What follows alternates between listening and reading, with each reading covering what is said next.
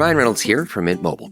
I don't know if you knew this, but anyone can get the same premium wireless for $15 a month plan that I've been enjoying. It's not just for celebrities. So do like I did and have one of your assistants switch you to Mint Mobile today. I'm told it's super easy to do at mintmobile.com/switch. Upfront payment of $45 for 3-month plan, equivalent to $15 per month required. Intro rate first 3 months only, then full price plan options available. Taxes and fees extra. See full terms at mintmobile.com.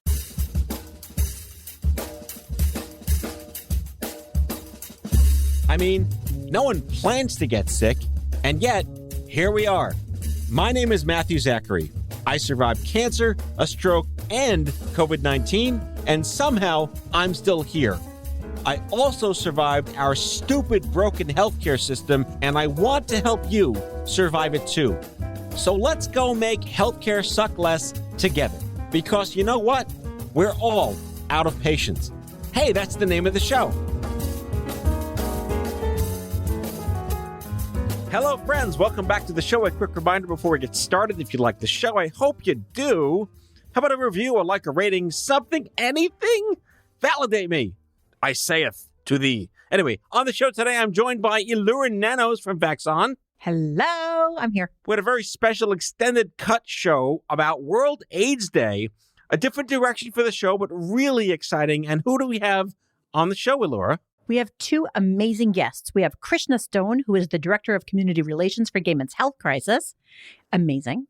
And we have Damon Jacobs, who is a licensed therapist, HIV activist, and the creative mind behind Tub Talks, a YouTube series doing therapy in the bathtub with people. We go back in time to the early AIDS movement, how pop culture framed the way that we understand and accept progress, how science and medicine have made a huge difference to have all new good problems to have. And the big takeaway, Laura? How far we've come and where we're going in the HIV and AIDS epidemic. All right, prepare yourself, guys. It's a great show. Enjoy.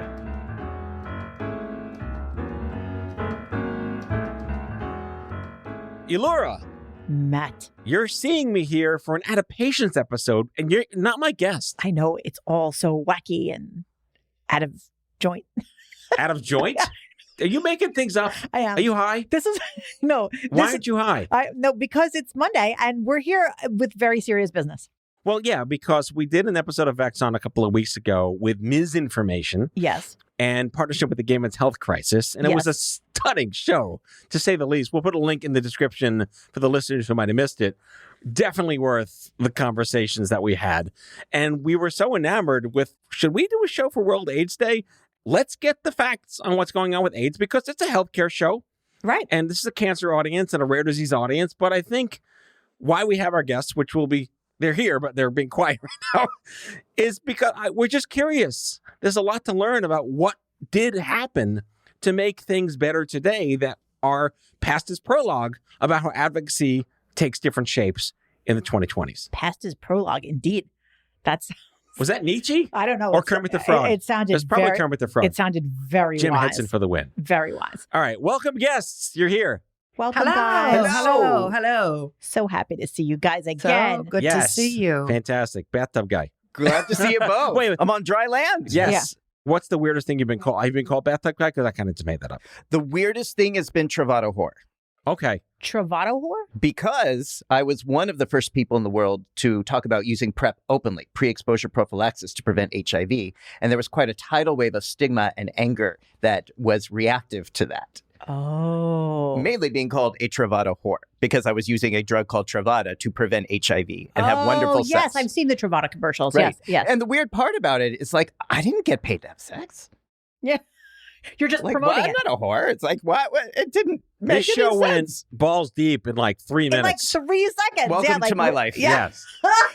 Balls I'm deep. very accustomed to going balls deep in less than 3 minutes. So just so y'all know that, let's get that out This of the way. is that kind of show. Yes. Okay. All right. Well, I want to start from the beginning because AIDS is still a thing.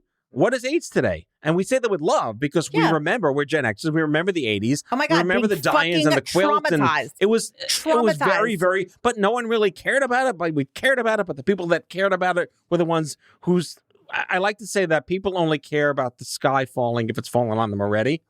And there were a lot of people who didn't believe the sky was falling. And then people started to realize the sky was falling. Can I tell you, I really feel like my experience in learning about HIV and AIDS was very much like my experience learning about the computer programming language BASIC.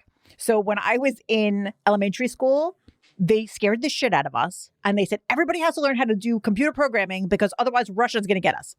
And I was, swear to God. And I was like, oh my God, I don't even know why I thought that was a bad thing. But I was just like, okay, that's terrible. I have to, and I didn't want to learn computer programming. And I was like, I don't want to. And then 10, go to this, Go run. to And I 20. was so scared. And I was like, fine, I'll learn it. No, I was terrible at it. But then, despite me being absolutely terrified, by the time I was like 12, like by the time I met you, Matt, it like evaporated. Nobody ever said anything about it again. Right. So it was like completely off my radar. Well, Matthew Broderick solved all that. Right. It was fine.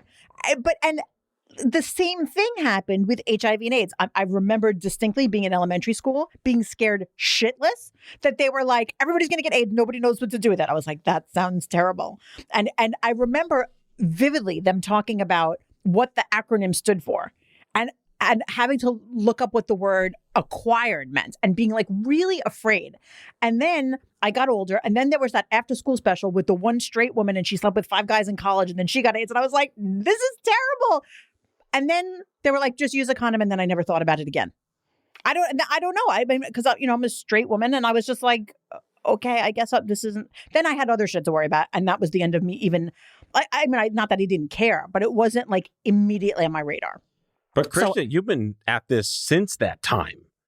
Yes, since the early 80s. And I described what it felt like as right before a hurricane, there is a quietness. But it felt like, in New York City at least, that there was this storm moving through New York City, but very quietly. It wasn't loud and just taking people.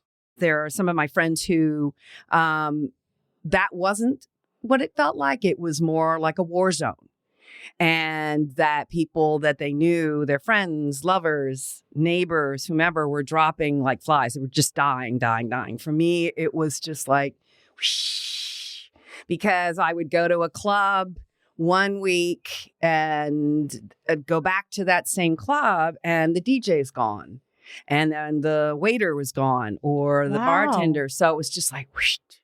And it was very eerie. And I knew I had to do something, which you hear people today, in recent movements, with gun safety and gun control. Like, I have to do something. Yeah. And other movements. And I first became connected to GMHC through the first AIDS Walk New York in 1986. And so then I started to volunteer, and then I came on staff in 1993. So I did lose people to AIDS, but not hundreds and hundreds of people that I know. Like, one of my friends lost hundreds and was able to... Hundreds, and kept all of their names. Wow. Yeah.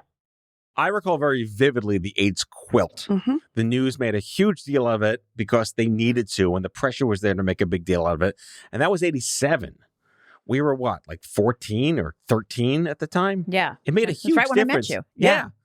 And you were there for it, Krishna. Yes. I volunteered to provide emotional support during one of the largest quilt displays, the quilt sections, and where they just rolled out all these sections. And at that point, it was like the length of that display equal to like 50 football fields, the length of football field. I mean, it was massive.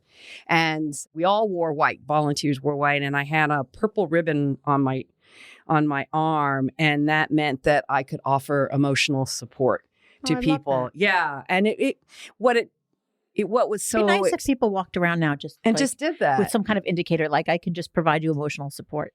Yeah. And so what was intense about the display was that you saw this color, incredible designs, and thousands and thousands of people. And then once I would walk over to the display, it's like, oh, these people died, So it was really, the juxtaposition was pretty extreme. Yeah, and it's really impactful.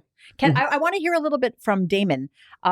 Damon, tell us a little bit about how you got involved in HIV and AIDS activism. And I know that this plays a big part of your therapy practice. And just tell us a little bit. Absolutely.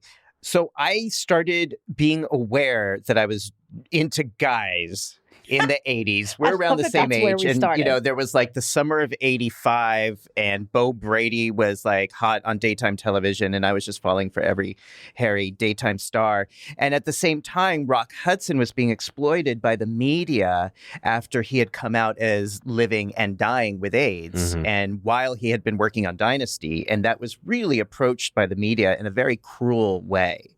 And he was pretty much perceived as a leper and a deviant and not treated with compassion. I remember that vividly, and I didn't really know who he was, and I was very confused why people were freaking out to the extent that they were. I was like, I don't understand. And so I was 14 years old, and in my mind, those synapses connected. If you are attracted to men, if you kiss a man, if you have sex with a man, that's going to be you someday. You're going to die of AIDS like Rock Hudson. And at that time, we didn't know anything about condoms. We didn't really know anything about preventing HIV or AIDS. Damn you, 70s. Yep. So it was just like, okay, so you can't be gay and you can't come out and you can't ever do that. And so we knew in this country anyway, gay men were disproportionately being affected by AIDS. We didn't even call it HIV back then. It was just you were dying of AIDS. And then we had a high school assembly in 10th grade, and we had this film that Whoopi Goldberg was in where we understood and we were taught that you can prevent HIV by using condoms. If you're going to have sex, you really have to use a condom every single time. I remember Sierra Coop. It was actually a really, I wish we could see it. But Whoopi Goldberg, if you're out there and listening, I hope she has a copy somewhere. And that showed me that's like, oh, wait, maybe there is a way. Maybe there is a way to come out, to be gay, to enjoy connection, and I don't have to die for it. So I started coming out. That's really intense. It was a very powerful moment. Because, I mean, I know that it's difficult enough to deal with feeling different, feeling othered. It was terrifying. Dealing with your own. I mean, sexuality is difficult in the best circumstances. Yeah. And then coming out, moving to the Bay Area in California, going to school, starting my psychology degree, starting to learn about psychology and all the techniques. But living in the San Francisco Bay Area, I first moved to Castro and was working in the Castro in 1990 and living amongst the tragedy and the trauma that was happening in real time. The death, the roommates, the colleagues, my coworkers, seeing someone walking down the street on Castro Street at 30 years old with a cane and an oxygen tank, and then they were gone a week later. That was the reality that we were living in 1990. And it occurred to me that if I was going to take my role seriously as someone who believed in mental health and someone who wanted to be a conduit of healing in my community, it meant more than just sitting on my ass in a clinic and seeing people and talking about their mother. It meant about getting out into the world, getting out into the streets, acting up, fighting back, being loud, talking to people on the streets about condoms, sex, pleasure, and trying to get people involved in this idea that we could, this was the early 90s, we could end HIV by the year 2000 if every single person used a condom every single time they ever had sex. We would eradicate HIV and AIDS by the year 2000. And at the time, that End the HIV and the Epidemic Plan made medical sense. We were learning about AIDS in high school. And in my high school, we were allowed to watch that Whoopi Goldberg documentary, though I think our parents had to sign off on it. So we could talk about preventing HIV and AIDS, but they still wouldn't give us condoms in the student center because that idea was you cannot give teenagers condoms or they will have more sex. Right. Do you remember that there was like which teachers had the banana and the condom and which teachers didn't? And it was like a huge thing. Well, Beverly Hills 90210, to their credit, did a very powerful episode Tori about Spelling this. said if you're going to let kids go in the pool, you got to teach them how to swim. Yes. I'll never forget it. It was a very compelling episode. Like, Total throwback. For the win. Yeah. That's very weird. You just activated that memory that I just didn't even know it was on the there. other night on Pluto or whatever, but but very timely.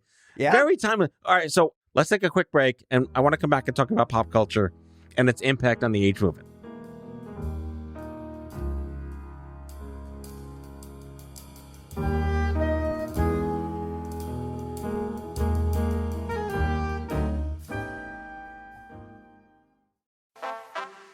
No matter how you travel, it's good to have a plan. Some people plan every minute. No sleep, bus, museum, another museum. While others only plan to take it day by day. When it comes to your finances, a plan is just as important. You can count on Credit Karma to give you the insights you need to understand your options so you can take charge of your financial path and find your way to money.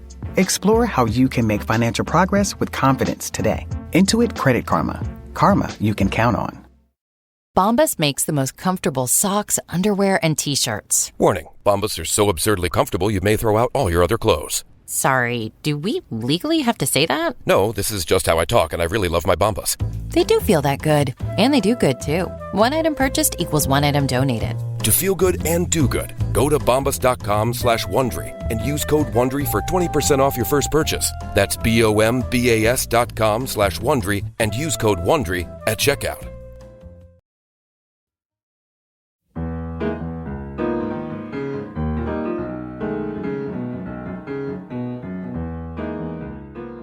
All right, so we talked about 90210.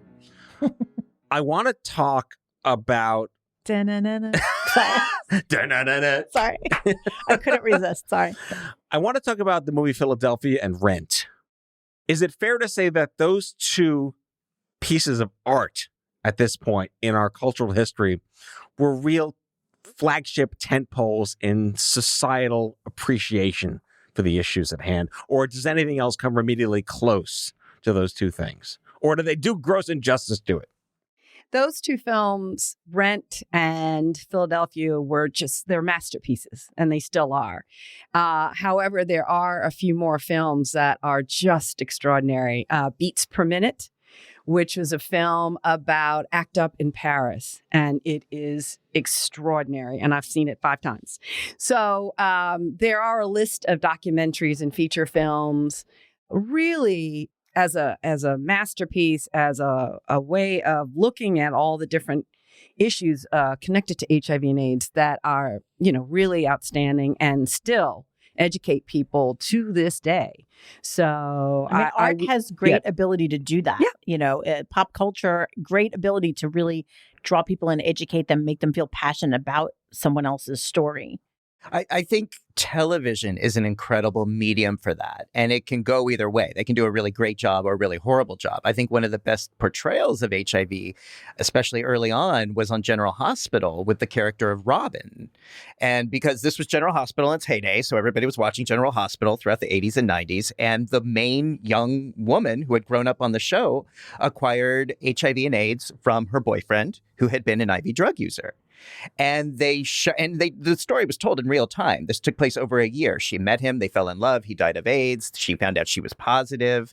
And it was right at the moment that the antiretrovirals became available. So you saw over the course of years, this person who we emphasized with, who we had in our living rooms 5 days a week, go through this series of learning she's HIV positive, finding out that there's medication she could take that would save her life. She goes on to become a doctor.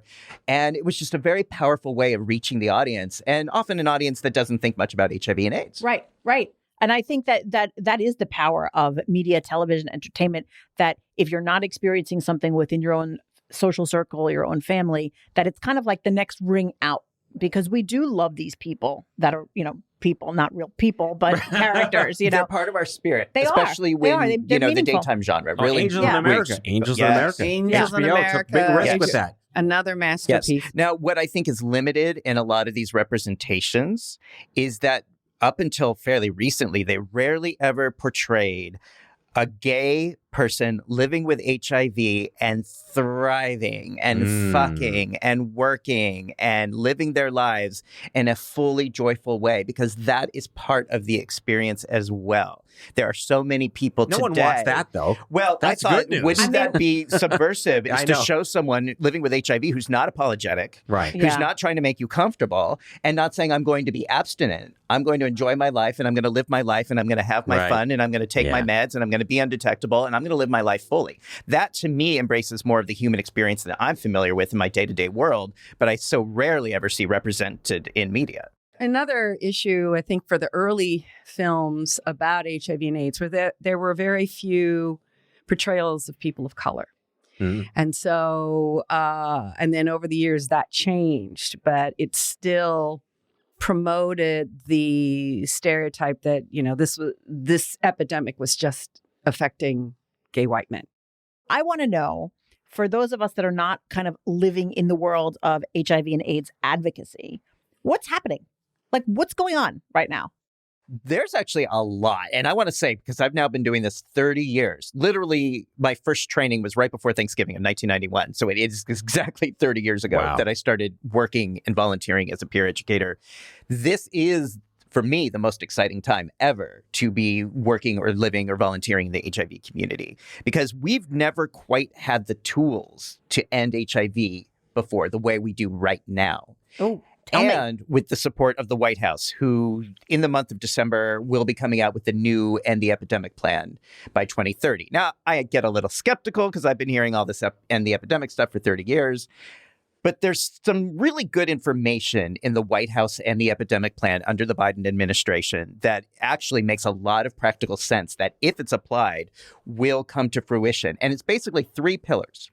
One is that you provide testing everywhere to all Americans and make it normal. Make it a part of every clinical visit, no matter who you are, where you live. Every clinical an visit HIV for test, every type of, at least once a year for everybody. At least once like a if year. you go for more a so. physical. Yeah, that For you would get everyone, tested that for it- HIV.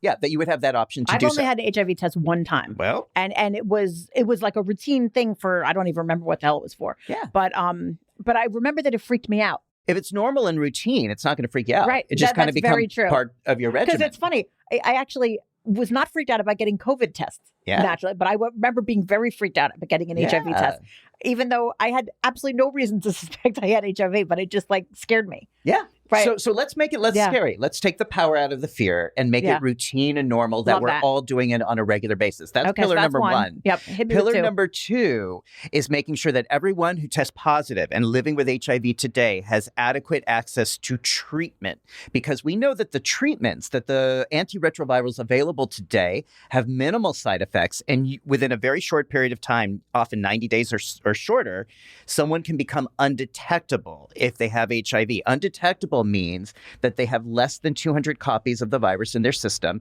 And when they're undetectable, they cannot sexually transmit HIV to their sexual partners. They cannot. Cannot. Zero. Cannot. Not. Zero. Nada. Really? Ninguno. There is no possibility. It has never happened. We have studies after studies after studies after I had decades. no idea. No. I had you no equals idea you. that that's what was That's happening. amazing. So Wait, that that's a is real. key I have to stop ending you. HIV. Yeah. I have to stop you for a minute. Yeah. That is a huge fucking deal. Yeah. Because tell me if I'm, before we move on, I have to hear Yeah. pillar 3 because this is like such good news. But in all honesty, I actually didn't know this. Yeah. So what I'm hearing is if you are HIV positive, we have medicine. The medicine is going to stop you from giving anybody else HIV. Right. It makes it not Right. contagious. You cannot transmit HIV when you don't have a viral load. That sounds like Can we do that? exactly what we were hoping to do when I was like freaking out in 5th grade. Like Exactly. that sounds like don't worry about it now. I mean, not Don't worry about it, but be responsible about it and take care of yourself. Be responsible, take care of Do the- yourself. but but it's, in it's other pretty words- easy. Right. Like, so that person who is HIV positive now can like live a good, normal, full life and not be terrified of infecting an intimate partner. Correct. Like, that's a huge deal. Huge, right? Krishna. Yeah. You ever Yes. think you'd see the day?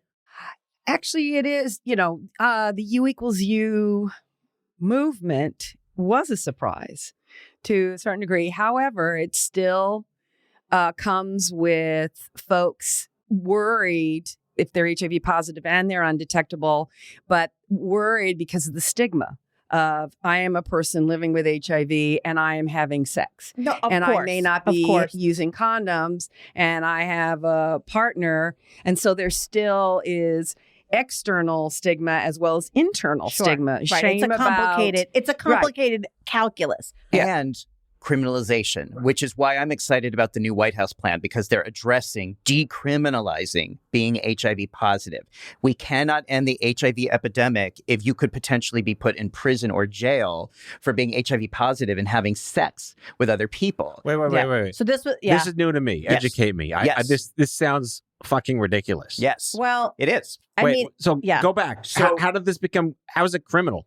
So every state has a law still on the record that someone who's living with HIV and having sex with other people can be prosecuted.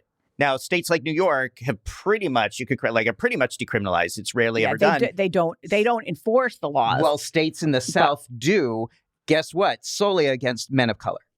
What a shock. So this is another way used to perpetuate racism, to put men of color behind bars, and to perpetuate the HIV epidemic. Because why in the world would you get tested if it's going to make you a criminal to do so? I mean, it's a complicated thing, though, because, we're living through the COVID pandemic, right? And we know that we want it to be illegal for someone to go into a grocery store who knows that they're COVID positive and cough on you for the purpose of intentionally infecting you. We know we want that to be a crime. Right. So, I mean, we do, because that is bad behavior, and we want to criminalize bad behavior. So then it becomes an issue of statutory drafting, Well, her statutory lawyer hat's on right interpretation, now. right? And then it becomes, well, how do you write the law that stops that one, but then doesn't stop the person living with HIV and just like basically living a regular life? And I think it's complicated. I think it's complicated, and we have to treat it as it is. That first of all, again, as we said earlier, HIV is not a deadly disease if someone's on their antiretrovirals. Mhm. Even without antiretrovirals, it's questionable. And whether that's an important piece of this. Yes. Because there's a huge difference between, acting in a certain way when you know you have a disease that is able to be passed on and that will kill somebody if it does get passed on, and something that's not, because we don't criminalize coughing on someone when you have a cold. Right. So it's very important to know where that science is. Right. Right. And pillar 3. Pillar 3. Yes, I love these pillars. Pillar 3 These are such good pillars. is called PrEP. PrEP stands for pre-exposure prophylaxis. That is a daily pill or a regular consistent pill that someone who's HIV negative can take in order to prevent HIV if detectable HIV were to enter their body. So I have been taking PrEP now This is myself. like Gardasil for cervical cancer, but for HIV.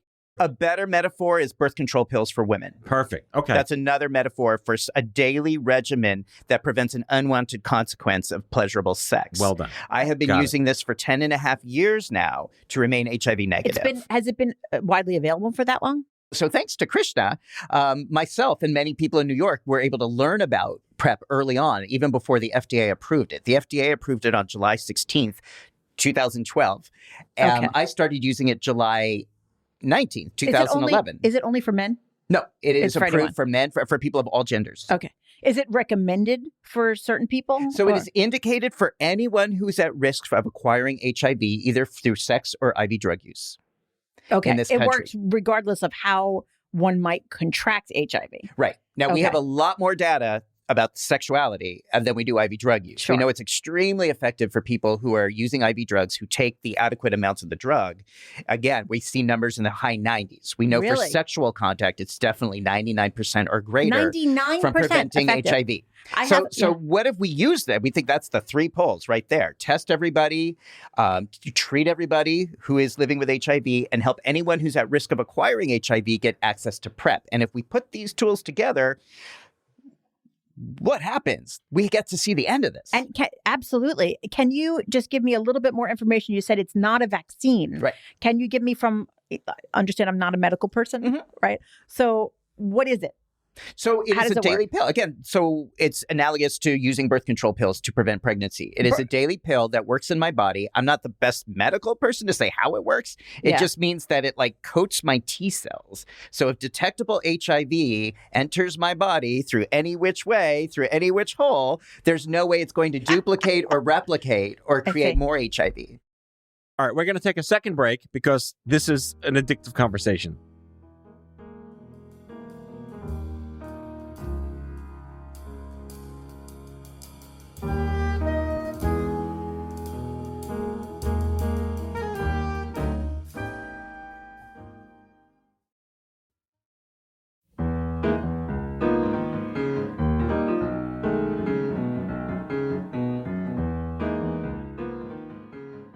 Connected to PrEP usage is the reality of the fact that most of the people who are using PrEP today are gay men.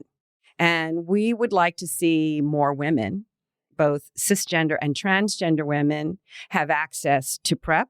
We'd like to see younger gay and bisexual men who are Black and Latinx have more access to PrEP.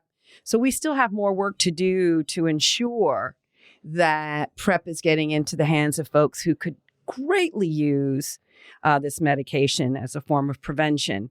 And so GMHC continues to hold discussions and do social media work. And, we still need to get PrEP to these populations. Are there media campaigns out there focused on getting PrEP into the hands of straight cisgender women? Because I haven't seen anything approaching that.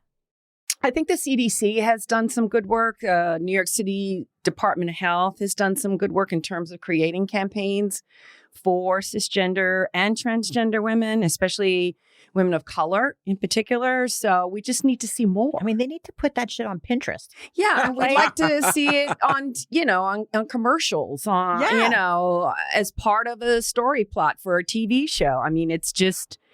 But again, this goes back to racism and other... Wait, racism's still a thing? Oh, I read about it. Yeah, I've heard about it. In a magazine. I mean, it sounds to me like other also, health disparities. Well, and also a lot of it is, I'm sure, in some ways affected by this tendency that we have with not just HIV and AIDS, but with many illnesses. We see it with COVID even, this kind of blame about illness. And it's one of the reasons I think why cancer in a lot of ways is treated differently from other illnesses, because there's not as much blame.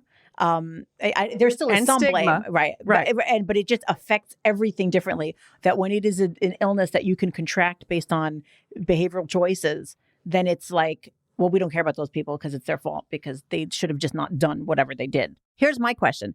So you guys have been working in this world of the AIDS epidemic. Also, I don't understand why AIDS is an epidemic and COVID is a pandemic, but do we know? Is there an answer to that question? No, COVID's an endemic now. I just can't do it. I can't do it. Omerta. That's not Omerta. That's the Godfather book. What is it called? Omicron? Omicron. I can't. Isn't that a watch? I don't know. It's an acronym for moronic, by the way. It is. Yes. Dum. Anyway, hold on. So this is my question. You guys have been working in the world of HIV and AIDS advocacy for years. Is there anything from the AIDS epidemic that we can learn that would be helpful or relevant to the COVID pandemic? I think what we can learn from the HIV and AIDS epidemic in this time of COVID is the vital role of activists and creative activism, and how there are many ways to be an activist. Activists, in the different ways that we express ourselves, have been really important for raising awareness about health disparities. Because last year there were people who woke up and went, what? People have health disparities? And we're like, yeah. Welcome to the All party. of a sudden, Welcome. Google is like homophobia, autofill is like, right. What is the Tuskegee syphilis experiment? Right. So all of a Stigma, sudden, right. And just all of those barriers that are created for people who are living with HIV or maybe at risk of HIV and are now living in the COVID-19 pandemic. While we're raising awareness about these health disparities, we are doing our best to continue to educate people about health disparities, about activism, about the ways that people can get involved. And so I think that that's a very important piece of history. I would not say that they are similar in terms of the epidemic and the pandemic, because we're talking about the lives largely in the early years of gay men dying. And also COVID still is affecting everybody. everyone. And it's, yeah. Yeah. But there's still, the health disparities of Black and brown communities that's why you see more COVID-19 in Black and brown communities. So, but I just caution folks about, yes, there are similar elements, but they are very different. Sure. I would say it proves that the only thing that's ever changed anything are human activists. Mm-hmm. The system never does top down. It's always grassroots up. Damon looks like he has something on his mind. Tell me. Oh, yeah.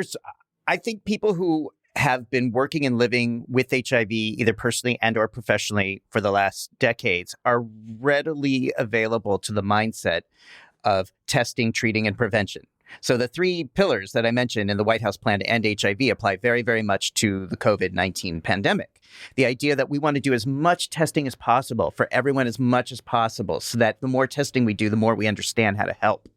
Again, that's not a new concept to those of us living in the HIV or working in the HIV community. No, but it's new to many of us who have never been in a position before to get tested for contagious disease. But I think that's the thorough line psychologically that I see, that I work with, as well as using vaccines and finding ways to be proactive, responsible, and empowered about your pleasure and protection, which I think COVID vaccines hold, which PrEP holds. So again, earlier I said PrEP stands for pre-exposure prophylaxis. Well, for those of us using it, for the hundreds and thousands of us using it, it means proactive, responsible, empowered pleasure and protection.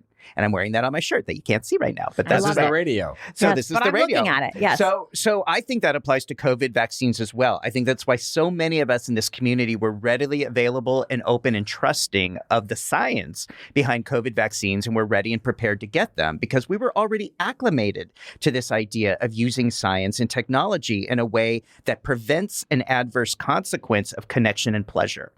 And I think actually that's a really important point, which is once you have a community of people who has been in a position to trust science for one reason or another and been kind of on the front lines of that, it makes that community more willing to trust science in the next phase of whatever we need that for. So I think that that's very important because I know that prior to COVID, I probably wasn't really paying close attention to like how vaccines work or vaccine technology or FDA approval. And now I have been. And now for whatever the next thing is in my life, I will kind of carry that information with me and that trust of science. We still have to remain vigilant for a vaccine for HIV. And where are we on that? What's happening? They're still working on it. I mean, researchers, and there are reasons why. You could probably speak to this a little bit. So I literally 3 hours ago just found out because I was at Columbia Research Unit because I was getting a checkup for a COVID vaccine trial I was part of.